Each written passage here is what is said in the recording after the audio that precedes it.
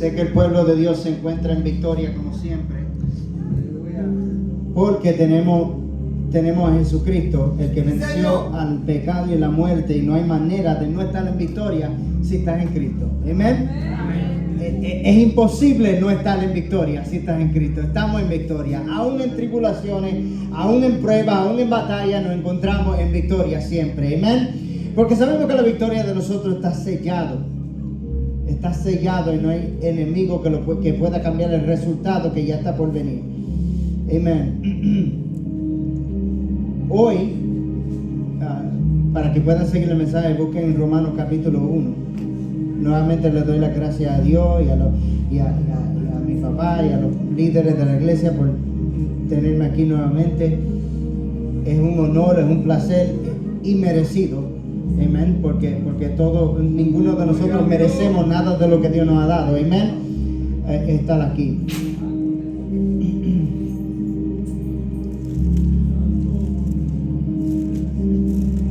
Este es uno o tal vez el libro mío favorito de la Biblia, el libro de Romanos.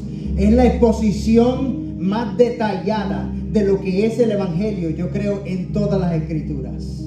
Amén. La exposición teológica más detallada de lo que es el Evangelio, el mensaje del Evangelio. El mensaje del Evangelio actual, yo creo que todo creyente debe de aprenderse completamente el libro de Romanos para poder predicar el Evangelio a las almas perdidas. Amén. Y hoy yo voy a hablar de un tema. Estamos alegres dando buenos testimonios y todo eso, y hoy yo voy a hablar un tema que voy a hablar de la ira de Dios.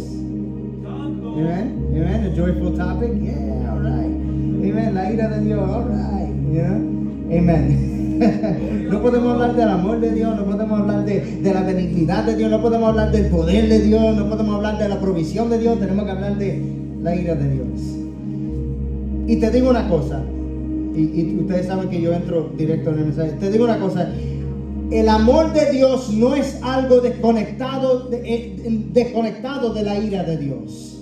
Amén. El amor de Dios y la ira de Dios trabajan en conjunto, están unidos. Hay una perfecta unión entre la ira de Dios y el amor de Dios.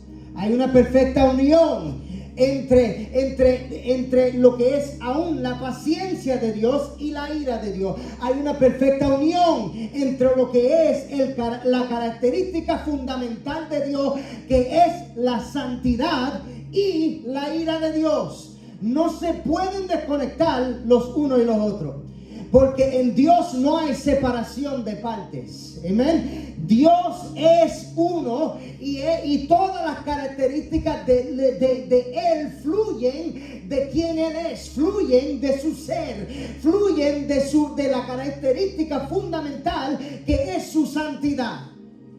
Por eso con los ángeles rodeando su trono dicen: Santo, Santo, Santo. No dicen amor, amor, amor, poder, poder, poder. No dicen provisión, provisión, o proveedor, proveedor, proveedor. Dicen Santo, Santo, Santo. Si hay una palabra que se puede usar para describir a Dios completamente como Él es y como quién Él es la palabra santo.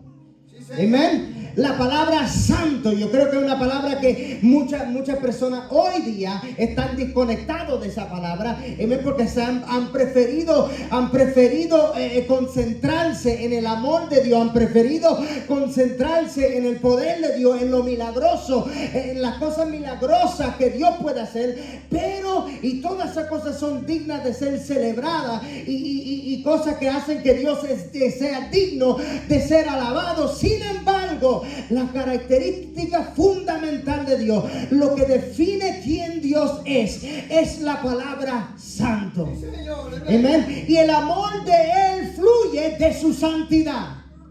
Y la justicia de Él fluye de su santidad. Él ama porque Él es santo y ama de una manera santa. Amén. Él hace justicia porque Él es santo, y Él hace justicia de una manera perfecta porque Él es santo. Cuando Él se mueve con poder en tu vida, vida, Él lo hace porque Él es santo. Todos los caminos conducen a la revelación de la santidad de un Dios que es perfectamente santo, y santo de una manera que transciende todo lo que tú y yo nos podemos imaginar.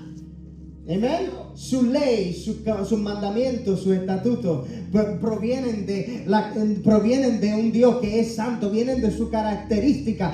Él tiene ley, Él tiene estatuto, Él tiene mandamiento para su pueblo, no simplemente porque Él le gusta mandar y dar órdenes, pero Él da órdenes y manda porque Él es santo. Sí, Señor, te adoramos. Amén. Jesús. Y el problema es que cuando muchas personas hoy día, la mente moderna piensa de la palabra santidad, pensamos de un Dios pasivo. Y pensamos de un Dios que nunca se aira, porque conforme a la mente moderna, la ira y la santidad no concuerdan. Conforme a la mente moderna, si tú eres santo, siempre tienes que ser manso. Conforme a la mente moderna, si tú eres un Dios de amor, nunca puedes ser un Dios de ira, porque la ira y el amor se oponen entre sí, son contrarios. Pero la realidad del caso es que eso no puede ser más falso. La ira y el amor sí pueden trabajar en conjunto. Amén. La ira y la santidad sí trabajan en conjunto en nuestro Dios. Él se ira en contra de lo malo, porque Él es bueno. Él se ira en contra de aquello que es pecaminoso, porque Él es santo. Amén. Sino que el hecho de que Él es amor, eso es lo que el amor de Él define, en contra de que define aquella cosa en contra de las cuales Él se va a irar. Él es amor, por lo tanto Él se ira. Él es santo, por lo tanto Él castiga. Él es amor, por lo tanto Él castiga. Amén. Él es justo, por lo tanto Él va a vindicar su verdad y Él castiga. Amén. Él revela su amor y su justicia, que concuerdan y vienen y provienen de su santidad. ¿Me están siguiendo? You guys understand? Amen. God is love, and that's why He hates certain things. Amen. And He's angry at certain things. Yo amo a mis hijos, por lo tanto, yo estoy en enemistad en contra de todo aquello que viene a hacerle daño a la vida de mis hijos. Sí, Señor, amén. Amén. Yo amo a mis hijos, y la manera más fácil de ser mi enemigo como padre es proveer algo que viene a hacerle daño a mi hijo. Porque yo amo a mi hijo, y tengo la responsabilidad de protegerlo, automáticamente mi ira se va a encender en contra de todo aquello que viene a hacerle daño a los hijos que yo amo. Por lo tanto, Dios ama a su pueblo, Dios ama su nombre, Dios ama su propia santidad, Dios ama todo lo que es bueno, y por lo tanto su ira se enciende en contra de todo aquello que se trate de oponer aquello que es bueno para su pueblo y para el objeto de su amor. Amén. Tú no puedes esperar que Dios sea un Dios de amor y no sea un Dios de ira. Ese Dios no puede existir. Ese Dios es una contradicción. Tú no puedes esperar que tener un Dios que es completamente santo y tener un Dios que es completamente manso siempre, en todos los momentos, porque ese Dios es una contradicción. Porque la santidad tiene que estar en enemistad con aquello que es pecaminoso. La luz está en enemistad con la oscuridad. Amén. Lo bueno en contra de lo malo, la justicia en contra de la injusticia. Tú no puedes esperar que Dios sea una cosa y no tenga ese atributo de manera tan completa y perfecta en Él, que no se manifieste en ira y justicia y castigo. en contra de aquello que contradice quién Él es. Poderoso es el Señor. Bendito Jesús. Amén. Y si tú predicas el evangelio, aquellos que le hablan a los inconversos y predican el evangelio, lo primero que tú vas, Dios es amor. Yo ando así, yo sé que ando mal, pero Dios es amor. God is love. Y usan ese versículo como si fuera y usan ese aspecto de ese elemento que enseña la palabra como si fuera una manera de decirte, no me digan nada. No me digan nada que vaya en contrario no me hables de ira, no me hables de castigo, porque Dios es amor. No me hables de mi pecado porque Dios es amor. God is love. He loves me. He loves me. y uno dice, exactamente, porque Dios es amor. Él tiene ira. Do you not understand? ¿No entiendes? Que el mismo aspecto de Dios que tú usas como un argumento en contra de la ira de Dios es el fundamento de su ira. ¿No entiendes? Que el mismo elemento y la misma característica, Dios me ama y él me acepta tal y como yo soy. No, he does not. He does not. Amen. The Bible does not say that. La Biblia enseña que Dios transforma quien tú eres y Él te ama de tal manera que transforma, y Él te ama demasiado para dejarte como tú eres. No es que Dios te acepta como tú eres y eso significa que entonces Él te va a dejar así. Él te ama demasiado para dejarte como está. Por lo tanto, Él te ama de tal manera que Él va a cambiar tu vida, amén, y Él va a transformarte, Él va a limpiarte de tus pecados. Eso es lo que significa. Si me vas a hablar del amor de Dios, arrepiéntete y conviértete y busca a Cristo. ¿Tú sabes por qué? Porque Él ama lo bueno, Él ama lo bueno, Él ama lo bueno. Y eso significa que Él aborrece lo malo. Tú no puedes ser alguien que ama lo bueno y ama lo malo también, porque eres una contradicción. Y Dios no se contradice. Él ama lo bueno y aborrece lo malo. Sí, Señor, te adoramos. Santo Dios. Poderoso Jesús. Amén.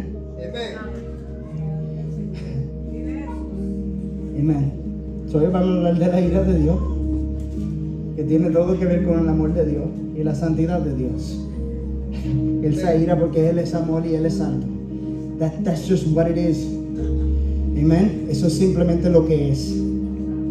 Eso es la verdad de Dios. No podemos convertir a Dios en una contradicción, porque entonces es un Dios falso, es un ídolo inventado por la mente moderna para tratar de excusar sus propios caminos y sus propios pecados.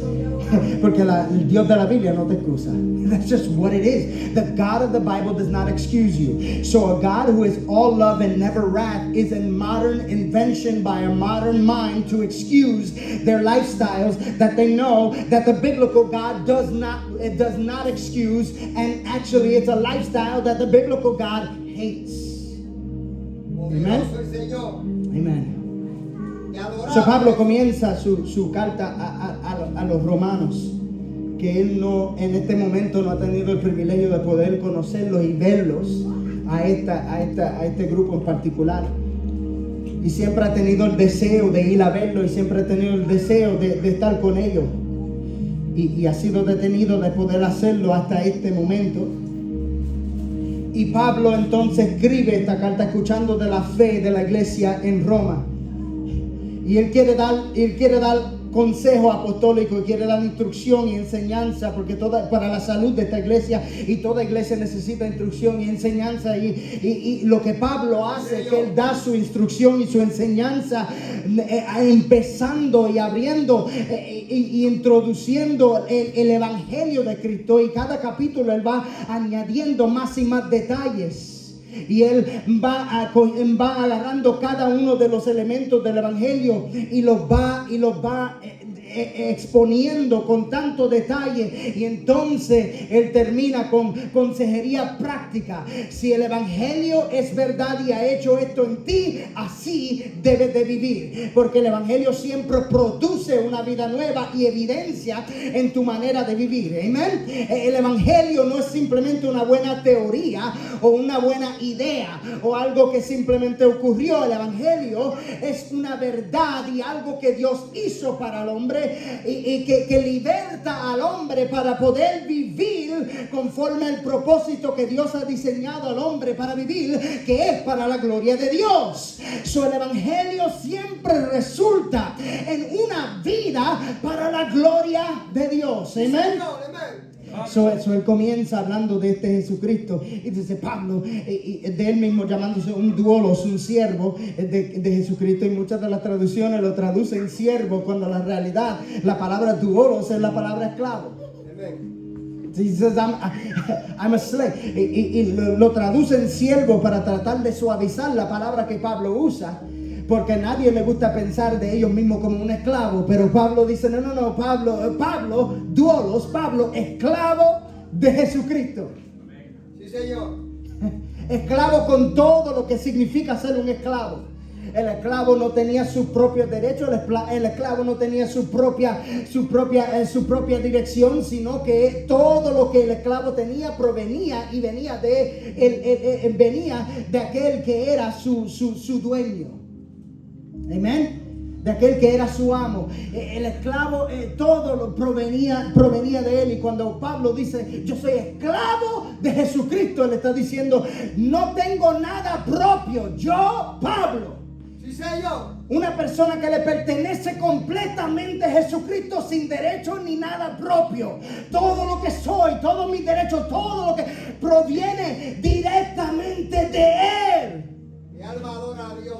Doulos, llamado a ser apóstol, mensajero, apartado para el evangelio de Dios, que él había prometido antes por sus profetas en las santas escrituras.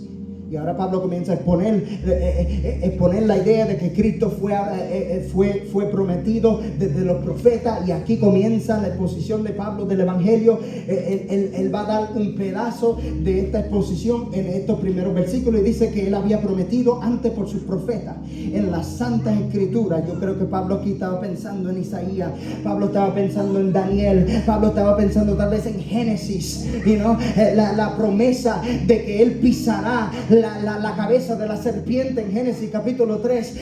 Y Pablo estaba pensando en todas estas escrituras. Dice, él fue prometido en Salmo 22, que describe la crucifixión antes de que una crucifixión fuese inventada. Él estaba hablando de estas escrituras. Sí, Señor, te adoramos. Acerca de su Hijo, nuestro Señor Jesucristo, que era del linaje de David según la carne. La promesa a David que el trono de David sería establecido para siempre.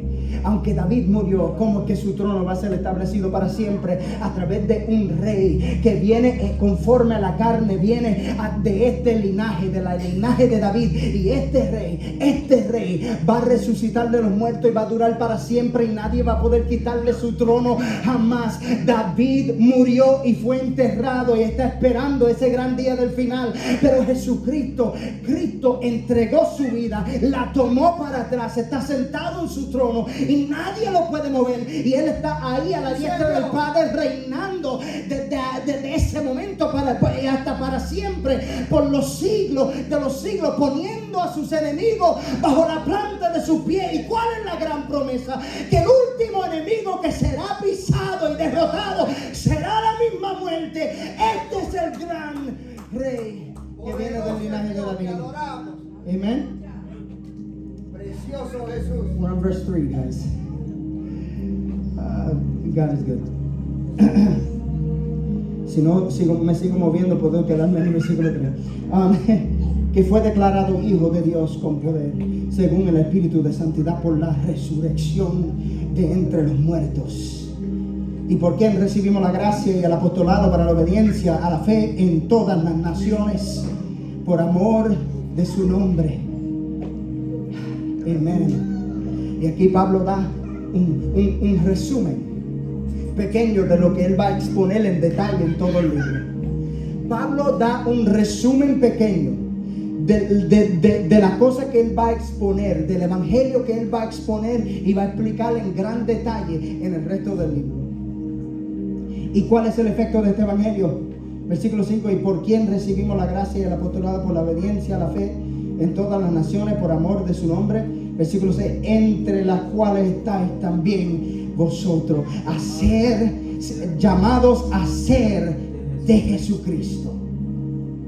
El efecto del evangelio es que tú eres llamado a ser de Jesucristo, a pertenecerle a Él. Amén. ¿Qué es lo que Cristo dijo? Aquel que peca es esclavo del pecado, pero Cristo te liberta y ahora tú eres el esclavo de Cristo, eres el doulos de Cristo. Amen.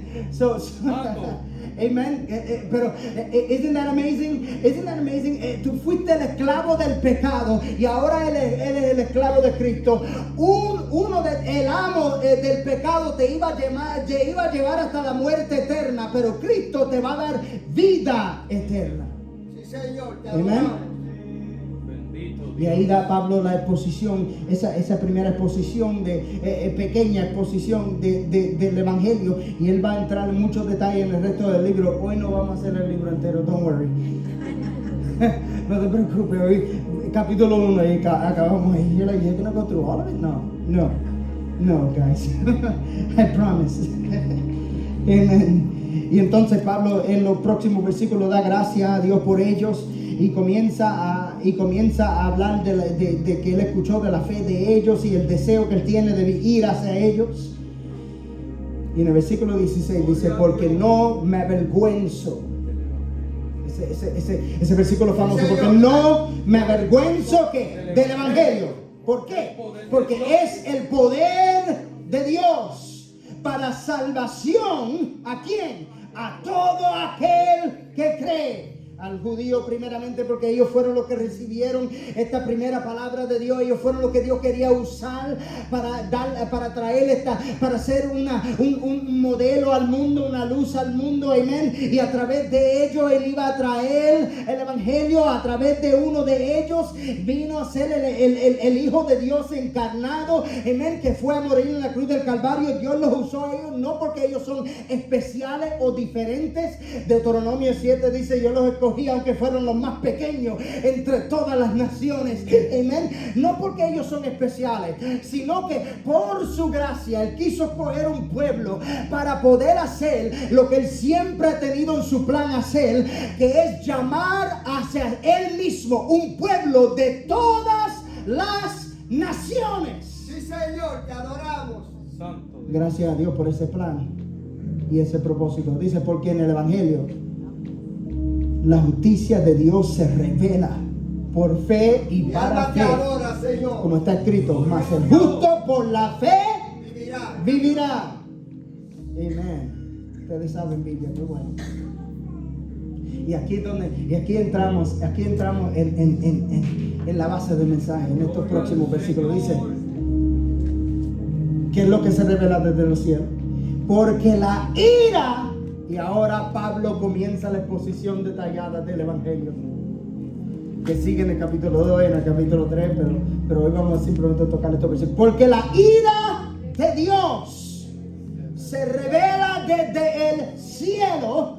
¿Contra qué? Contra toda impiedad e injusticia de los hombres. ¿Y qué hacen estos hombres en impiedad e injusticia? Detienen con injusticia la verdad. Primero vamos a hablar de en dos partes va a ser esta prédica: las razones por la ira de Dios y la ira de Dios en acción. Amén. ¿Cuáles son las razones por la ira de Dios? Y dos, ¿qué es lo que pasa cuando la ira de Dios está en acción? Amén. Primero, en el versículo 18 dice la primera razón que Pablo expone para la ira de Dios: que los injustos detienen con injusticia la verdad. Es que ellos detienen la verdad de Dios. No es que la verdad no llega, no es que en su conciencia no conocen la verdad, sino que en su injusticia detienen, aguantan, no quieren ver, resisten, empujan hacia abajo la verdad de Dios. Sí, Señor, te adoramos. Sino que Dios se ha revelado, y esta revelación ha sido clara, de manera que vamos a ver que nadie tiene excusa, pero el hombre en su injusticia, no por falta de evidencia, por injusticia, no porque necesitan una señal, por injusticia, no porque necesitan ver algún milagro, no, por injusticia. Cuando el hombre rehúsa creer en Dios, es la razón por que él rehúsa creer en Dios no es evidencia, no es porque la iglesia me hirió, no es ninguna de estas razones, aunque te la digan, aunque te digan yo no soy cristiano porque la iglesia me hirió, porque la iglesia es un montón de hipócritas y porque right, amen. Hemos escuchado eso mucho, ¿verdad? Es que no me trataron con amor y no me dieron 50 abrazos antes de irme de la iglesia, y como me dieron solo 49 abrazos y el pastor no me dio el último abrazo, pues yo me fui de la iglesia. Right? Amen. Amen. Right? Porque el pastor me dijo que me iba a llamar a las 5 de la tarde y me llamó a las 5:30. No es por nada de eso. La razón que el ser humano rechaza la verdad del evangelio es una razón moral, es porque aman su pecado, es por la injusticia, porque si en realidad estoy arrepentido y quiero y amo a Cristo y deseo buscar a Cristo, no me importa quién me trata como, no me importa quién me llama o no me llama. ¿Qué importa todas las excusas de momento desaparecen? ¿Por qué? Porque quiero buscarlo a Él y quiero ser más como Él. Porque entiendo que he recibido una gracia que no merezco. Entiendo que merezco morir en mis pecados. Entiendo que yo fui por voluntad propia mía enemigo de Dios. Entiendo que yo le he faltado respeto a Dios. Entiendo que he quebrantado su ley. Yo entiendo que merezco las llamas del infierno. Yo entiendo que sería completamente justo si Dios en este momento me quita mi vida y me tira en las llamas del infierno. Él sería completamente justo en hacer eso, y con todo eso Él me dio su gracia, me dio su misericordia. Si me abraza o no me abraza el pastor, Él me dio su gracia y su misericordia. Hablen de mí o no hablen de mí, Él me dio su gracia y su misericordia. Me miren de lado, Él me dio su gracia y su misericordia, siendo yo alguien que merece estar muerto. Mi alma te adora, Señor. Poderoso Jesús. Él no me dio lo que yo me merecía, y me dio todo lo que no me merezco. Amén. Sí, Señor. No me dio la justicia que me merezco, y me dio la gracia que no me merezco. Amén. Sí, Señor. Sí. Cuando tú pones eso en perspectiva, todo lo otro de momento parece más pequeño, todo lo otro parece insignificante, ¿no? Cuando entiendes quién tú eres, léete los primeros 3 capítulos de Romanos. Tú vas a entender quién tú eres. Cuando entiendes quién tú eres, de momento todo lo otro es insignificante. Yo voy a buscar a Cristo, no importando todo lo otro. Yo voy a congregarme, no porque todo el mundo en la congregación es tremenda persona y es buena. Me voy a congregar porque Él me manda congregarme y Él es bueno. Y Él es el que manda y Él es mi rey y Él me ama. That's just what it is. Él es la razón de todo. So, cuando alguien rechaza la verdad de Dios, esa persona detiene la verdad no por buenas razones, no por evidencia, no por razones lógicas, no por los razonamientos que ellos tratan de inventarse, sino que cuando la persona detiene la verdad de Dios es por injusticia, por amor a su pecado, es que ellos detienen la verdad de Dios. Si la persona es un inconverso, es un inconverso porque ama su pecado y no se quiere arrepentir porque necesita una obra milagrosa que se haga y se realice en su corazón. A tu nombre damos gloria. El problema es el corazón de esa Te persona. adoramos, Jesús. Amén. Tú puedes escuchar lo que ellos te dicen, pero si ellos dicen una cosa y Dios dice la otra, ¿quién está diciendo la verdad? Amén. So, la primera razón por la ira de Dios es que detiene la verdad. Versículo 18. Y ahora Pablo sigue, dice, porque lo que de Dios se conoce les es manifiesto. En otra palabra, es obvio. Lo que de Dios se conoce es obvio. Necesito más evidencia, dice el ateo. Él te ha dado demasiado, de tal manera que es obvio. Él no se ha dado él no se ha dejado sin un testimonio. Pues Dios se lo manifestó. Dios se hizo obvio, porque las cosas invisibles de su eterno poder y deidad se hacen claramente visibles, desde la creación del mundo, siendo entendida por medio de las cosas hechas, de modo que no tienen excusa. En otra palabra, dice la Biblia ahí, no tienen apologetus. No tienen una defensa. La palabra apologetus es defensa. Amén. Ellos no tienen una defensa. Nadie tiene en realidad ante Dios una defensa. Pueden montar defensa contra ti y contra mí, pero cuando estén parados delante del trono de Dios, sus labios van a estar cerrados. Nadie va a tener excusa delante de Dios. Están sin defensa ante Dios. Poderoso el Señor. La razón número 2 del versículo 21 dice, pues habiendo conocido a Dios. Ellos conocieron a Dios. Él está hablando del incrédulo, está hablando de la persona que detiene la verdad. Dice, ellos en realidad, en lo más profundo de su ser, ellos conocen a Dios. Habiendo conocido a Dios, ¿qué hicieron? No le glorificaron como a Dios, ni le dieron gracias, no le dieron el honor que le pertenece a Él, no le dieron la gloria que le pertenece a Él, ni tampoco le enseñaron la gratitud que Él se merece, el agradecimiento que Él se merece. No le dieron gracias, lo rechazaron como el fundamento. Ellos en vez de, y esto es el problema con el ser humano, que cuando no glorifican a Dios no significa que no están glorificando a alguien.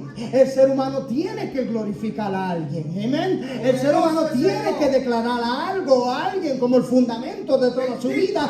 Y si no es Dios, ¿a quién están glorificando? Esa es la pregunta.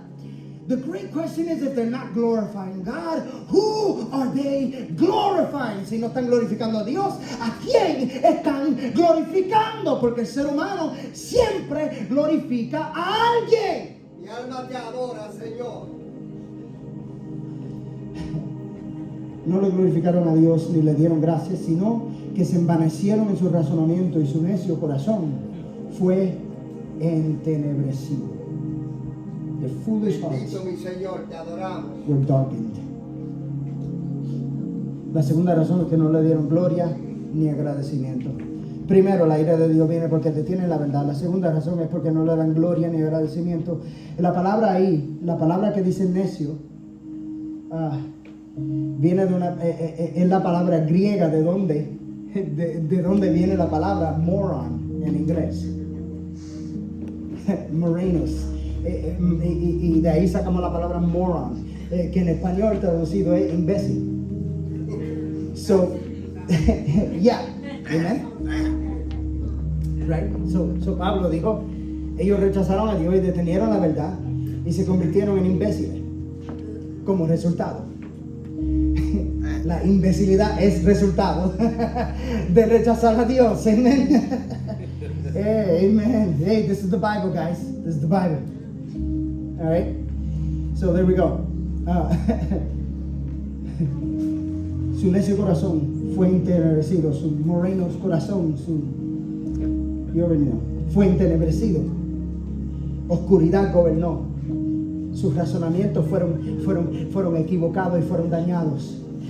No, ¿qué evidencia, qué más evidencia queremos nosotros viviendo en nuestro tiempo?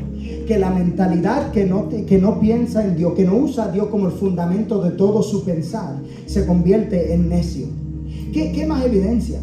Que la confusión moral y la confusión sexual que vemos en nuestra cultura hoy.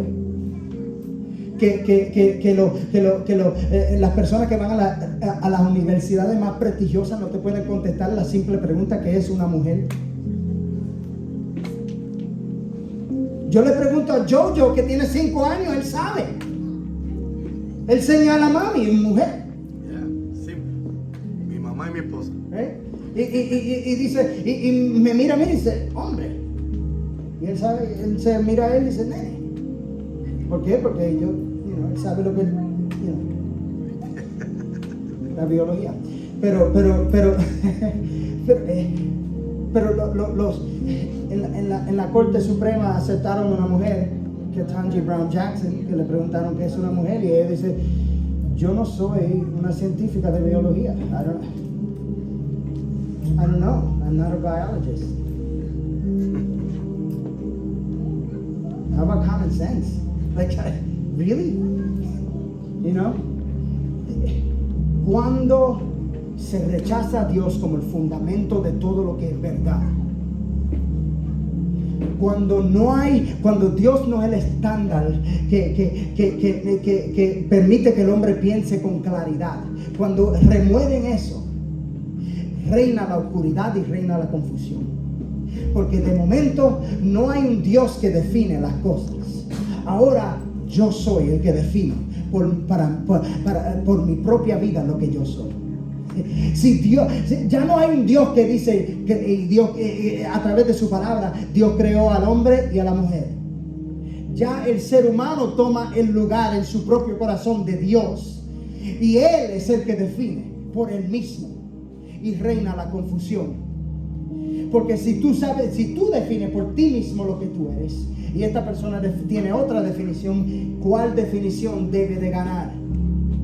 Cuando rechazan al Dios verdadero, el resultado no es una ciudad sin un Dios. El resultado es una ciudad con millares de dioses, todos dando su propia definición, y lo que reina ahí es la confusión, porque no hay una verdad estable con el cual ellos puedan medir esto es verdad y esto es falso. Verdad conforme a quién, falso conforme a quién. Amén. Si yo quiero decir que yo soy una tortuga, yo soy una tortuga. ¿Por qué? Porque yo soy mi propio Dios. And that's just it. Porque no hay un Dios fuera de mí que tenga una definición estable, que la ha revelado y ha dicho, tú eres hombre y tú eres mujer, tú eres madre y tú eres padre. Ya esas definiciones básicas se pierden cuando se pierden el fundamento de un Dios que creó los cielos y la tierra, y que como creador tiene el derecho de decir qué es qué. Una nación sin el Dios de la Escritura es una nación con millares de dioses. Hay 330 millones de personas en esta nación, más o menos. Por lo tanto, si no hay un Dios, si no respetan al Dios, pues hay 330 millones de dioses. Cuando eliminas al Dios de la Escritura, todo el mundo quiere ser su propio Dios. Y reina la confusión, porque nadie puede ser Dios. Sí, Señor, solo Él puede ser Dios. Señor. Poderoso Tú Jesús. no tienes la capacidad para el trabajo. Right? Tú no cualificas, ni yo tampoco. We don't qualify. We need a standard. Necesitamos un estándar. Y ellos se convierten en necios. Ustedes saben la otra palabra. Ellos se convierten en necios. Y la razón número 2 es que no hay honra ni agradecimiento. Y entonces Pablo sigue profesando ser sabio, se hicieron, ahí está esa palabra otra vez, necio. Amén. ¿Y qué hicieron? La tercera razón, y cambiaron la gloria del Dios incorruptible en semejanza de imagen de hombre corruptible, de aves, de cuadrúpedos y de reptiles. En otras palabras, comenzaron a adorar la creación en vez del Creador. Porque si remuevo el Creador, lo único que tengo es la creación alrededor de mí. Hago una imagen de mí mismo y hago una imagen de todo lo que está alrededor. Amén. Porque el hombre siempre va a adorar a alguien.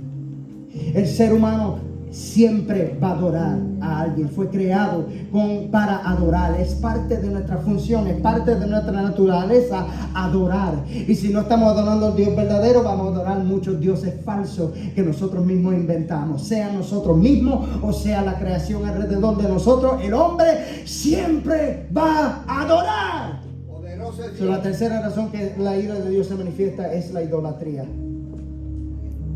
¿Y cuál es el resultado? El resultado va a ser esto. Versículo 24. Por lo cual también Dios, ¿qué hizo? Los entregó a la inmundicia en la concupiscencia de sus corazones, de modo que deshonraron entre sí sus propios cuerpos. La primera dice, Dios los entregó. Nosotros estamos acostumbrados a hablar de la ira de Dios cuando Dios quema Sodoma y a Gomorra, cuando Dios permite que Jerusalén caiga en las manos de ejércitos enemigos. Estamos acostumbrados a ver una ira de Dios manifestada de una manera tan explosiva y tan instantánea. Pero cuando Dios abre la tierra y traga, estamos acostumbrados a ver la ira de Dios de manera tan dinámica, tan explosiva. Pero aquí Pablo dice, la ira de Dios se revela. ¿Y de qué manera? Dios los entrega. Hay maneras que Dios quema, hay veces que Dios demuestra su ira de manera explosiva, hay veces que Dios hace eso, pero hay veces que Dios simplemente entrega. Dice, los entregó a la inmundicia. Hay veces que Dios simplemente hace eso. Jueces capítulo 10 versículo 13. Mas vosotros me habéis dejado y habéis servido a dioses ajenos. Por tanto, yo no os libraré más, los entregaré. En otras palabras, segunda de Crónicas 15:2 dice, y salió al encuentro de Asa y le dijo, oídme Asa y todo Judá y Benjamín, Jehová estará con vosotros si vosotros estuviese con él, y si le buscare seré hallado de vosotros, mas si le dejareis, él también os dejará. Segunda de Crónicas capítulo 24 versículo 20 también dice, entonces el Espíritu de Dios vino sobre Zacarías, hijo del sacerdote Joaída, I don't know how to pronounce that, y puesto en pie donde estaba más alto que el pueblo, les dijo, así ha dicho Dios, ¿por qué quebrantáis los mandamientos de Jehová? ¿No os vendrá bien por ello? Porque por haber dejado a Jehová, él también os abandonará. Salmo 81, versículo 11 al 12 dice, pero mi pueblo no oyó mi voz, e Israel no me quiso a mí. Los dejé, por tanto, a la dureza de su corazón. Caminaron en sus propios consejos. Poderoso es Dios. There's more. Osea 4:17 dice, Efraín es dado a los ídolos, entregado a los ídolos. ¿Y qué dice Dios? Las palabras más temibles que uno puede escuchar de Dios: déjalo, leave him. That is the scariest thing to hear from God. Leave him, déjalo. Otro ejemplo en Mateo, Cristo hablando de los fariseos y los escribas, Mateo 15:14, dejadlos, hablando de los fariseos y los escribas, dejadlos. Estas son las palabras más temibles que Dios puede decir. Cuando Él dice, dejadlos. Cuando Él dice, no voy a contender con ellos. Cuando Él dice, ya no es que los voy a castigar, no es que como he hecho en tiempos pasados, sino que dejadlos. Son ciegos, guías de ciegos. Y si el ciego guiara al ciego, ambos caerán en el hoyo. Y hay ejemplos de esta manera sin número en todas las escrituras. Y la ira de Dios se manifiesta dejándolos. Muchas veces simplemente dejándolos, removiendo su restricción y permitiendo que la persona simplemente camine en sus propios caminos y se vaya destruyendo a él mismo, cometiendo un suicidio espiritual. dejarlo. Y yo creo que nuestra nación está en ese momento. Yo creo que nuestra nación está bajo la ira de Dios. Y nosotros estamos mirando cada vez que prendemos el televisor y vemos la cultura como va de rumbo de mal en peor. Tenemos que entender, yo creo que Dios ha dicho, dejarlos. Poderoso es Dios.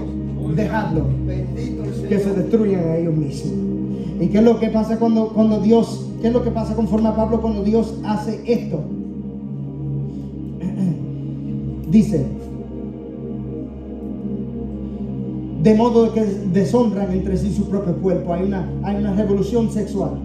Versículo 25 dice, ya que cambiaron la verdad de Dios por la mentira, honrando y dando culto a las criaturas antes del Creador, el cual es bendito por todos los siglos. Por esto Dios los entregó a pasiones vergonzosas. Nuevamente Dios los entrega a pasiones vergonzosas.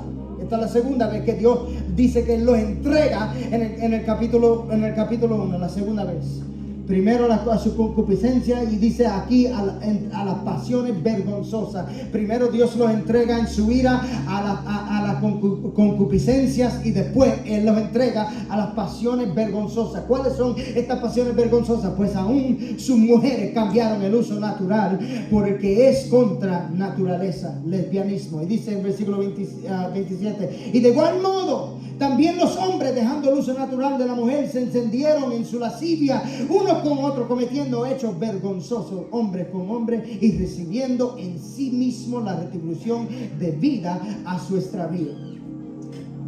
Hablando de las enfermedades que se reciben físicamente cuando se opera sexualmente fuera del orden de Dios. Lesbianismo y homosexualismo. Cuando eso domina una nación y una sociedad, eso es una marca de que la ira de Dios se está revelando en contra de esa sociedad, de manera que Dios ha dicho, dejadlo. ¿Y qué es lo que pasa cuando el lesbianismo y la homosexualidad progresa en una sociedad? Mientras más de eso haya, menos familias hay. ¿Por qué? Porque las mujeres dejan de ser madres y los hombres dejan de ser padres. Porque han ido contra la naturaleza. Y si la familia cae, la sociedad cae. El crimen sube. Todo se desordena. La educación pierde su calidad. ¿Por qué? Porque el hogar, que es el fundamento de cada sociedad, ha caído. Y esa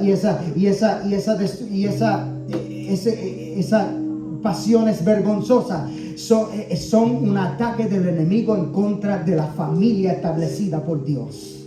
El homosexualismo, el lesbianismo y toda esta confusión sexual es un ataque en contra de la familia, en contra de la familia ordenada por Dios, y es un ataque, el ataque más efectivo para destruir a una nación por dentro. Poderoso es Dios. Amen. I'm almost done, I promise. Te adoramos, Señor. You guys believe me every Sunday?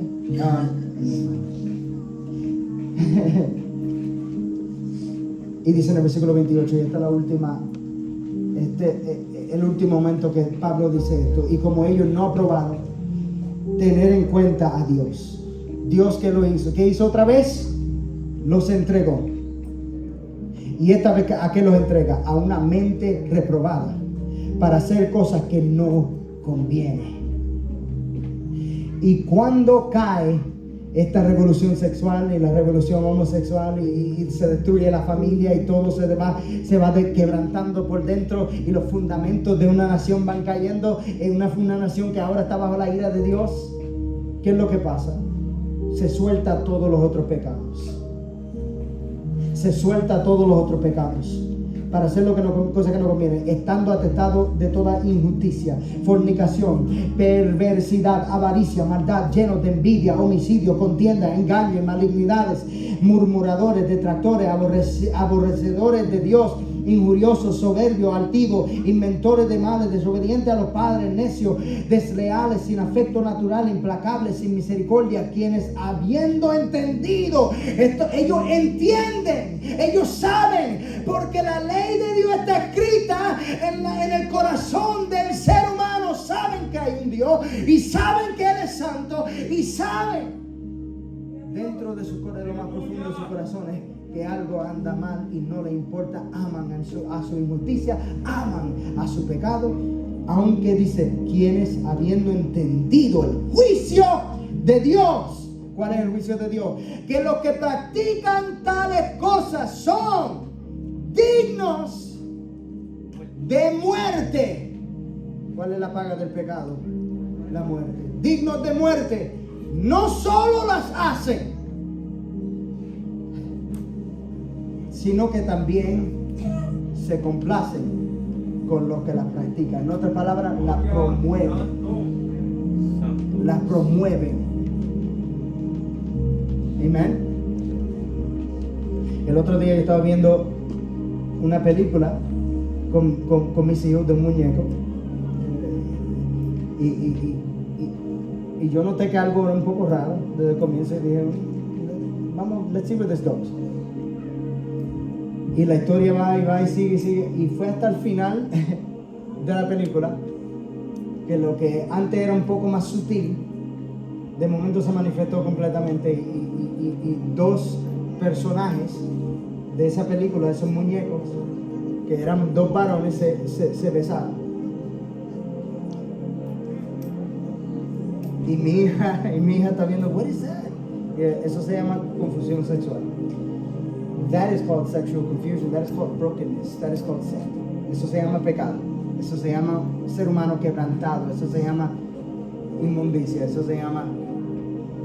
Amén. Yo quiero darle las categorías y las definiciones para que cuando yo lo vea, porque en la sociedad se ve por donde quiera.